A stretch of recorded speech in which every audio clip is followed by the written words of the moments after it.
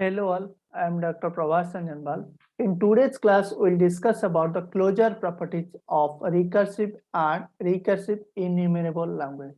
So now we'll see the first closure properties of REC and REL language. Okay. The first property is called union properties. The first property is called union properties. So here, the first condition, the union of two recursive languages, the union of two recursive languages is always recursive. The union of two recursive languages is always recursive. In short, we can write for recursive language is just REC. We can write in short, recursive language are REC language. Okay. Now we'll see how union of two recursive language is always recursive here. Since the union of two recursive languages means L1 is, I'm writing here, here, if L1 is recursive means REC, L2 is recursive means REC, so L1 union L2 is REC means recursive. But how? Here, L1 is recursive language. L1 is recursive language means L1 is recursive means there exists a halting Turing machine. There exists a halting Turing machine, or we can write a simple Turing machine means there exists a Turing machine. Let it is M1. Let it is M1 Turing machine. Okay, see, means for L1 language, this is M1 for L1 language exists. Okay. Similarly, for L2 language, L2 is a recursive language means there exists a Turing machine. Let it is M2. Okay. So let it is M2 language. Sorry, M2 Turing machine. L2 means for L2 language, M2 Turing machine exists. Okay. Now we'll see when we'll pass the input for Turing machine M1. When we'll pass the input for Turing machine M1 means for L1 language, what are the outputs? Let this language this language is valid. If the language is valid, Turing machine will halt in the final state. And if the language means L1 is invalid, the Turing machine will halt in the non-final state. This is the condition. So if Turing machine will halt on the final state, let I am taking the condition as S. If Turing machine will halt on the non-final state, let I am taking the condition like no. Okay. So I am using S condition. So I am using S condition for if the Turing machine will halt on the final state. If I am writing no condition for if the Turing machine will halt on the non-final state. Okay. That means when we will pass the input like L1 may be valid or invalid. If it is valid, the condition is yes. If it is invalid, the condition is also no. Okay. Similarly, for L2 language, the output is either yes or the output is either or no. Okay. So since L1 is recursive, there exists a machine like Turing machine. Since L2 is recursive language, there exists a Turing machine like M2. Okay. Its output is either yes or no, and its output is either yes or no. Okay. Now we'll see for L1 union L2. L1 union L2. Now we'll take L1 union L2.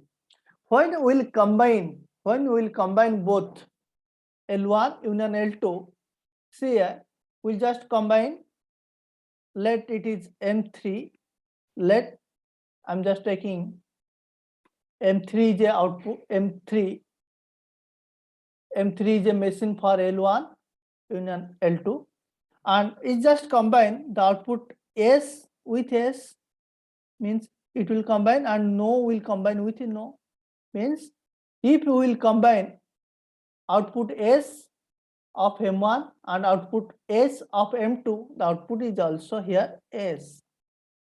If we will combine the output no of M1 and no of M2, the output is also no. Okay.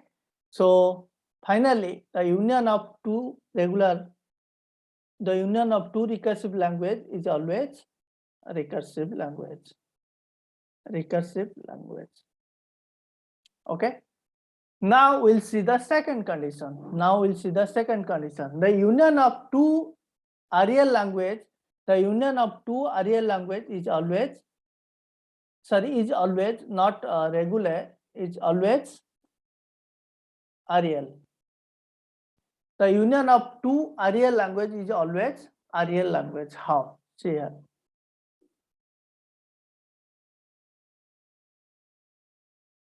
Here L1 is real and L2 is real. So L1 union L2 is also real. But how? L1 union L2 is real. Since L1 is real, there exists a Turing machine. This Turing machine is called as non-halting Turing machine. Since there exists a non-halting Turing machine, I am just drawing here. Let it is M1, Turing machine M1. I'll just pass the input L1. Okay. See here. Means if the input means L1, if the input L1 is valid, so it will halt at the final or non-final state. So let it is the output is S. If the input is invalid, it may fall in the infinite loop. There may be chances of fall in the infinite loop. Since there may be chances of to fail in the infinite loop, means we don't define the condition. We don't define any condition here. Similarly, for L2 language, L2 is real, there exists a Turing machine. Let it is M2.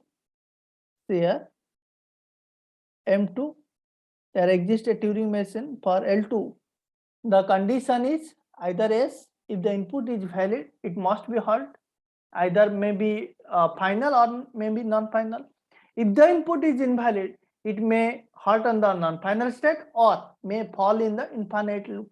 Since it may fall in the infinite loop, means we can define the situation. So we can define the situation either yes or no. Okay. So now I'll combine both L1 union L2, L1 union L2. So see here is just combine this S of M1 output and S of M2 output. So the output is here either S and let it is don't define condition. Don't define of M1 output is combined with don't define of M2 output like this. So it is nothing but a real language. Okay. So L1 union L2 is a real. Okay. So next we will see about the intersection. Next closure property is called intersection. So finally, the union of two recursive languages is always recursive, and the union of two recursive enumerable language is always recursive enumerable language.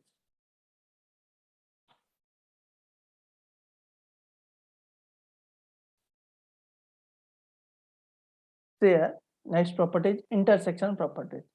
The intersection of two recursive languages. The intersection of two recursive language is always recursive. See the condition. If L1 is recursive, L2 is recursive. So L1 intersection L2 is also recursive. How? Since L1 is recursive, there exists a Turing machine M1. Okay. There exists a Turing machine M1. Okay, for L1, the output is also S or No. Since L2 is recursive, there exists a Turing machine. Let it is M2. Here, this is M2. For L2 language, the output is either S, the output is unknown. Okay. When I'll find L1 intersection L2, L1 intersection L2, the output will be combined here. The S of M1 output will combine with S of M2 output. Hence, the output is here S. And the output of no means no of M1 output is combined with no of M2 output. Okay, L1 intersection. So it is nothing but REC. Okay, the intersection of two recursive language is always recursive. Next point, the intersection of two REL language, is always REL. The intersection of two REL language is always REL. So see, if L1 is REL and L2 is REL, so L1 intersection L2 is also REL. Okay, see, since L1 is REL, there exists a Turing machine M1, L1,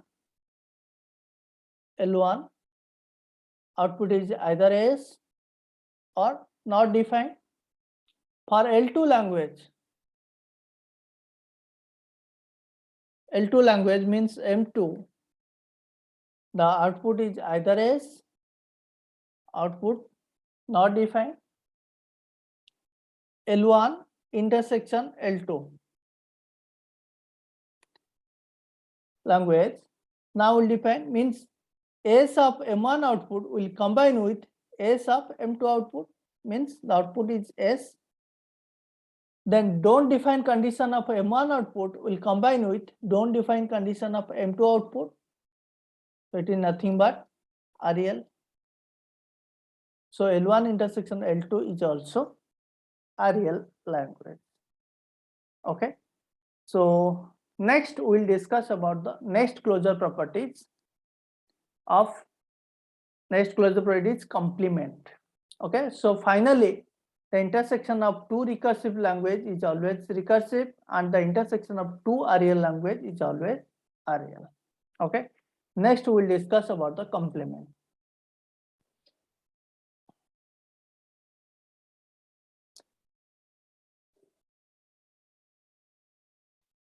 So here, the complement of a recursive language is always recursive. The complement of a recursive language is always recursive. How?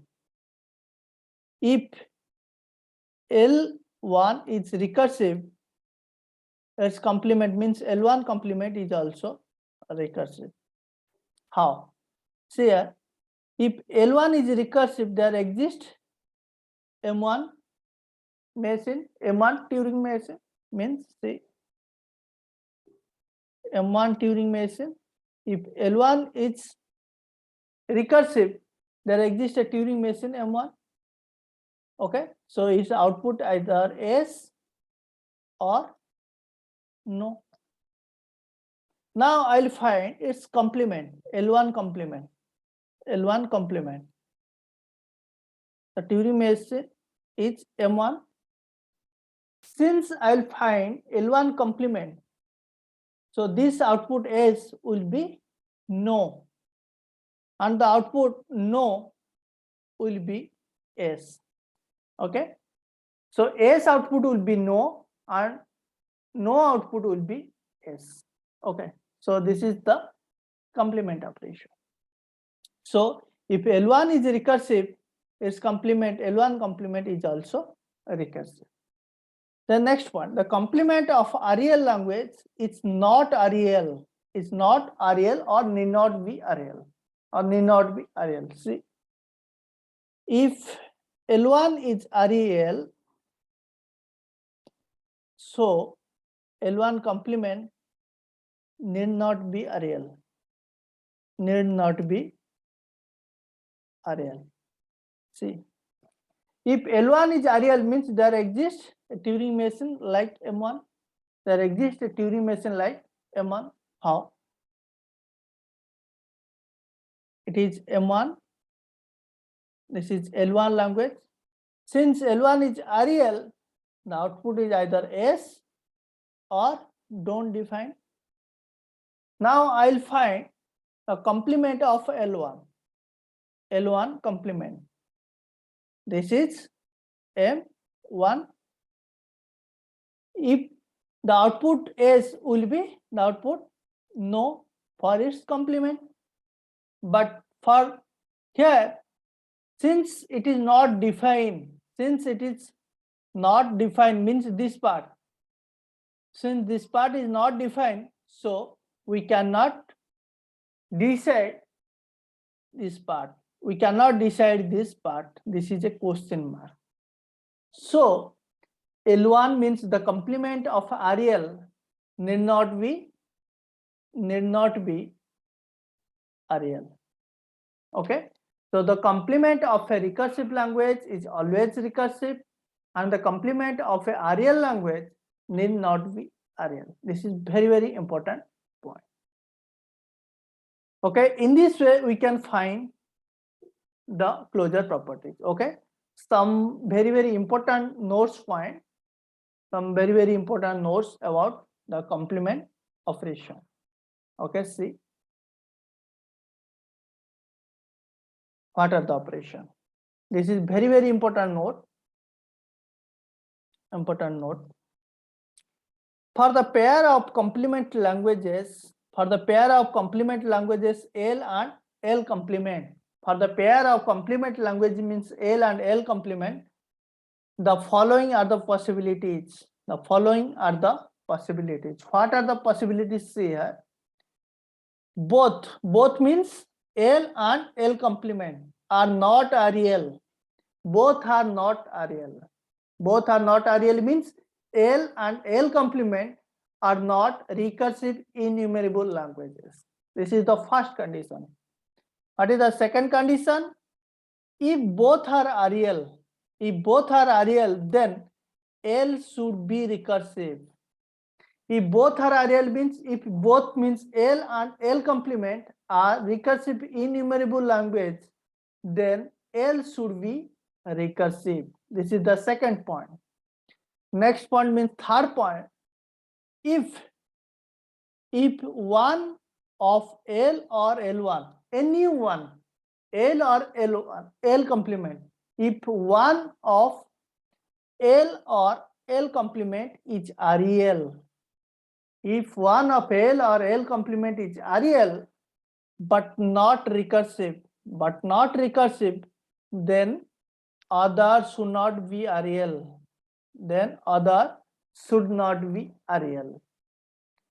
If one of L or L complement is REL but not recursive, then other should not be REL. These are the very important points about the complement means L and L complement languages. Okay. The first condition, both are not REL. The second condition, if both are REL, L should be recursive. The third condition, one of L or L complement is REL but not recursive, then other should not be REL. These are the very important points. Okay. So in this way, we can find the closure properties of other means operations like difference and clean closure, positive closures like this. So just see the chat box or note.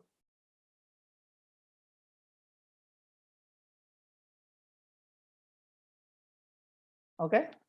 The RES means here, RES means recursive language, REL means recursive enumerable language, CSL means context sensitive language. The first property is union. Union is closed under, union operation is closed under recursive language. Union operation is closed under recursive enumerable language. Union operation is closed under CSL means context sensitive language. Means union operation is closed under recursive, recursive enumerable and context sensitive language. Okay. So next point, intersection. Intersection operation is closed under recursive language, REL language and CSL language, means context sensitive language. The next one, complement operation. Complement operation is closed under recursive language, is not closed under REL language, and for CSL language not defined. For CSL language it is not defined. Then concatenation. Concatenation operation is closed under recursive language, is closed under REL language, and is closed under CSL language. The next property is intersection with regular. Intersection with regular. Intersection with regular.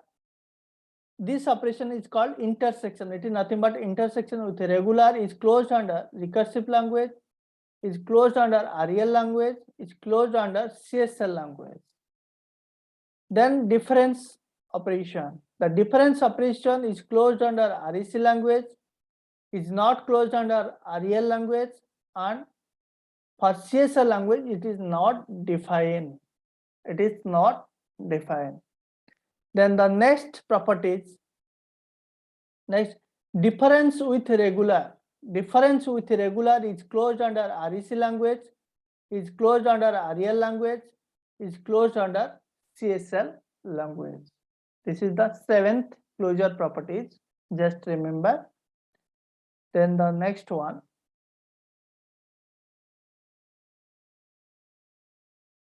then the reverse. Reverse is closed under REC language, reverse is closed under REL language, reverse operation is closed under CSL language. Then the next closure property is clean closure. Clean closure is not closed under REC language, is closed under REL language, is not closed under CSL language. Next one, positive closure. Positive closure is not closed under REC language, is closed under REL language. Positive closure is not closed under CSL language. Then substitution. Substitution is not closed under REC language, is not closed under REL language, and is closed under CSL language.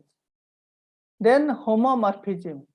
Homomorphism is not closed under REC language, is not closed under REL language, and is closed under CSL language. Then inverse homomorphism. Inverse homomorphism is closed under REC language, is closed under REL language, and is closed under REL language. Okay, so these are all closure properties of REC language, REL language, and CSL language, means context sensitive language. Okay, context sensitive language is not important actually, but you can also remember, or explore the context free language, means closure properties of context free language. Okay, so REC and REL context free languages, REL languages are very important. Okay, these are all about the closure properties of REC, REL, and CSL language. REC means recursive, REL means recursive enumerable language, and CSL means context sensitive language. Okay, so in the next class we will discuss about some important points that are related to the Turing machine. Okay, thanks for watching.